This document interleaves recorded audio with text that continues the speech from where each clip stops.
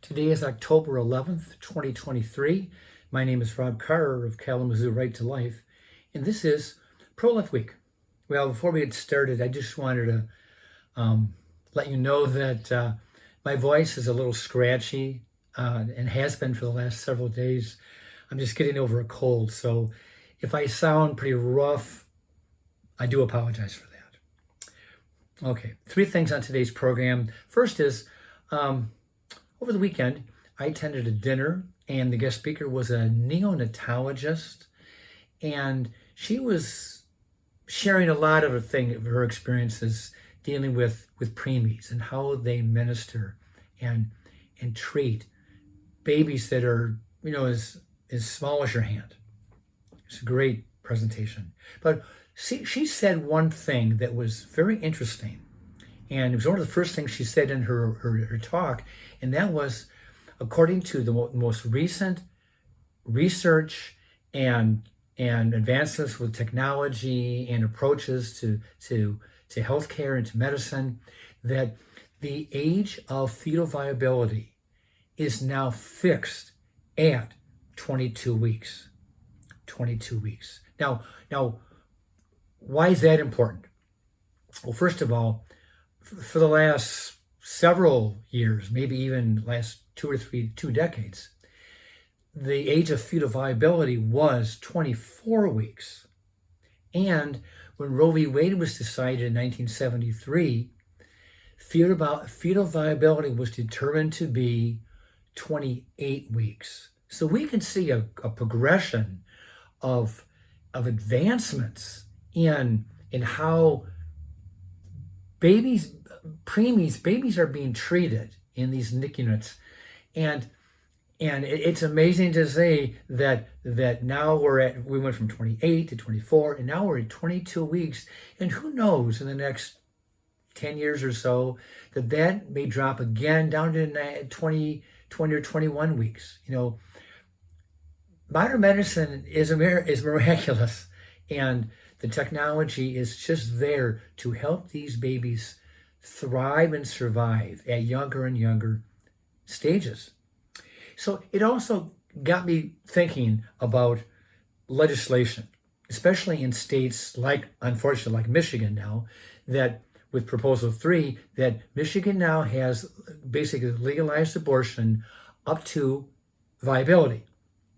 So now that the official age of viability is now 22 weeks, has that new change been incorporated into the parameters on legal abortion? In Michigan, is abortion now legal? Is it still legal up to 24 weeks, or is it now going to be legal only up to 22 weeks?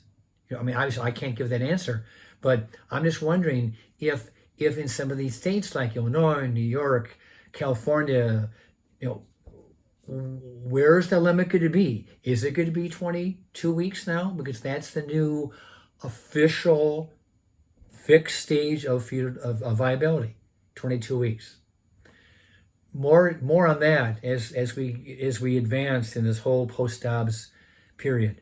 Okay, number 2, November 8, 2023, the March for Life in Lansing, Michigan. Kalamazoo Right to Life. I've talked about this before. Kalamazoo Right to Life is chartered 4 buses. They'll be leaving from the back parking lot of Kalamazoo First Assembly of God at around 8 o'clock in the morning on that Wednesday. And we'd be returning around 3:30 p.m. You can park your car in the church parking lot for the day, no trouble at all. We're charging $15 per adult, $10 for students, all ages of students. And if you're going to bring your entire family, we've set a maximum of $50 for the family. So it depends on how many kids you have. You can make quite a savings if you use the family plan, so to speak. November 8th, please consider joining us in Lansing for the rally. It starts at 11. From 11 to noon is the rally with speeches and things like that.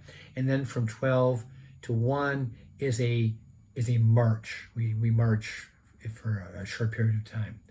And then we leave, we bring a sack lunch and some water. We'll eat on the bus on our return trip, get back about 3:30 or sooner. It all depends on what time our buses can retrieve us from the march and head back to Kalamazoo. But please consider doing that.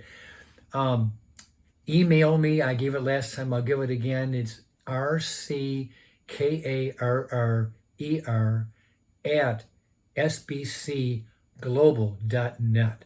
That's my personal email address.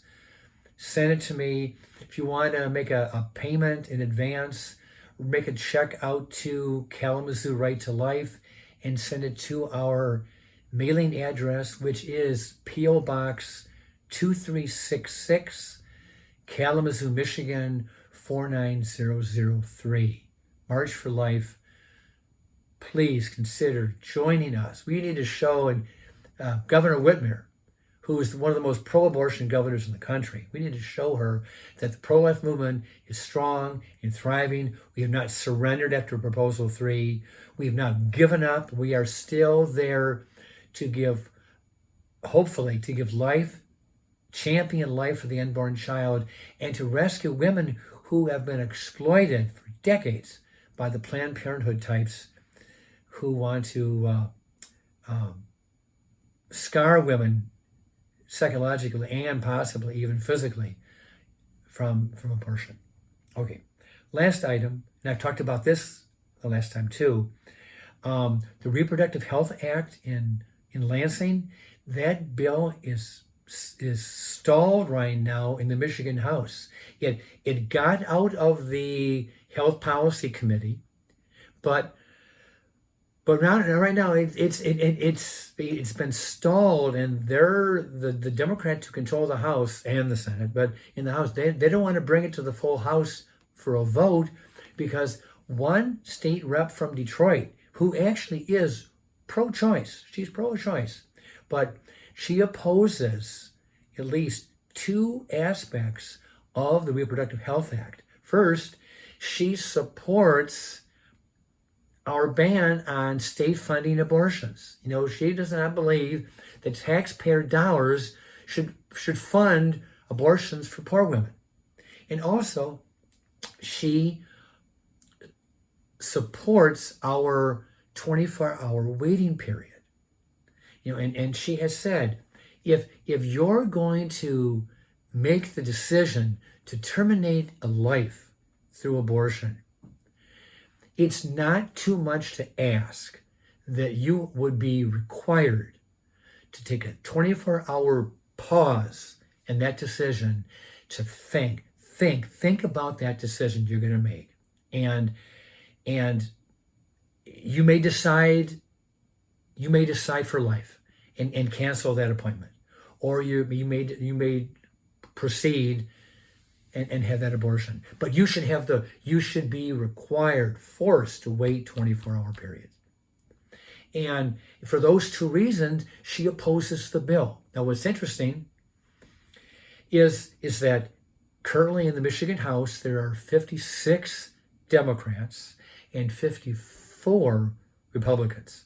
So if all 54 Republicans hang together and vote pro-life and are joined by that one representative, Representative Wetzel from Detroit, if she joins the pro-lifers, that makes 55 pro-life votes.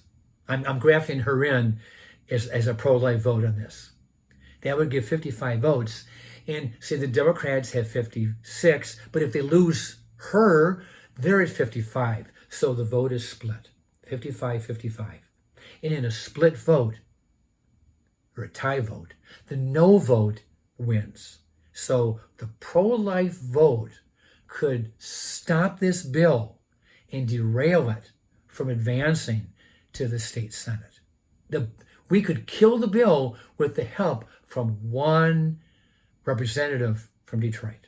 So consider lifting this woman up in prayer. She needs our prayers that when it comes time, if there is a vote, they're not going to bring the vote up if they know it's going to fail. They're not going to do it. But if they were to bring it up, pray that she holds fast and votes the way she has indicated. Vote pro-life. So we had three things today. We have the age, the stage of viability is now fixed, 22 weeks. March for Life in Lansing, November 8. Be there. Send me an email. Give me your name and send in your money to our P.O. Box. And number 3, pray for Representative Witzel. We have stalled this bill, the Reproductive Health Act. We can nail the coffin shut. We can do that. God is on the throne. God is on his throne, and he oversees the affairs of man. And before I do leave you, I got to remember to talk about Israel and Hamas, the war on the Gaza Strip.